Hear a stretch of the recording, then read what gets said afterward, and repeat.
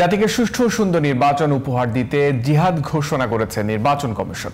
সকালে কুমিল্লায় এক কর্মশালায় নির্বাচন কমিশনার আনোয়ারুল ইসলাম সরকার আরো বলেন, নির্বাচন ফেব্রুয়ারিতেই হবে, সন্দেহের কোনো কারণ নেই। এদিকে বিকেলে নির্বাচন ভবনে ইসি আবুল ফজল মোহাম্মদ সানাউল্লাহ জানান, ভোটার তালিকায় অন্তর্ভুক্ত হওয়া ছাড়া কেউ ভোট দিতে পারবেন না। আরো জানাচ্ছেন শাহরিয়ার পাথর।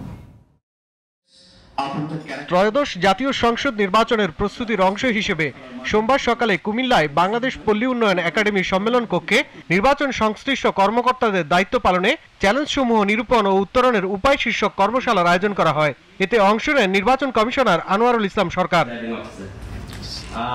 তিনি বলেন, অতীতের কলঙ্ক মুছে দিতে জাতিকে একটি গ্রহণযোগ্য নির্বাচন উপহার দিতে চায় কমিশন, কারণ এই নির্বাচনের উপরেই নির্ভর করবে দেশের ভবিষ্যৎ। 18 কোটি মানুষ সহ সারা বিশ্বের দৃষ্টি বাংলাদেশের দিকে। বাংলাদেশে কিভাবে একটি নির্বাচন অনুষ্ঠিত হবে, আসন্ন ত্রয়োদশ নির্বাচন অত্যন্ত গুরুত্বপূর্ণ এবং এই নির্বাচনের উপর নির্ভর করবে এই দেশের ভবিষ্যৎ।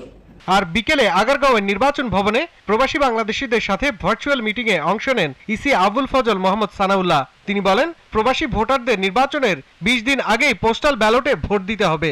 আপনি যদি ওই সময় বাংলাদেশে থাকার সম্ভাবনা থাকে, আপনি পোস্টাল ব্যালটের জন্য রেজিস্টার করেন না, কারণ আপনি পোস্টাল ব্যালটের জন্য রেজিস্টার করে ফেললে আপনার ভোটার তালিকার মধ্যে আপনাকে ওসিবি হিসেবে চিহ্নিত করে দেওয়া হবে এবং আইন অনুযায়ী আপনি আর সশরীরে ভোট দিতে পারবেন না। কমিশনাররা জানান, আগামী ডিসেম্বরের প্রথমার্ধেই তফসিল ঘোষণা করে ফেব্রুয়ারির প্রথমার্ধেই নির্বাচন অনুষ্ঠানের লক্ষ্য নিয়ে এগুচ্ছে কমিশন। যদি সঠিকভাবে দায়িত্ব পালন করতে। শাহরিয়ার বাঁধন, জিটিভি নিউজ, ঢাকা।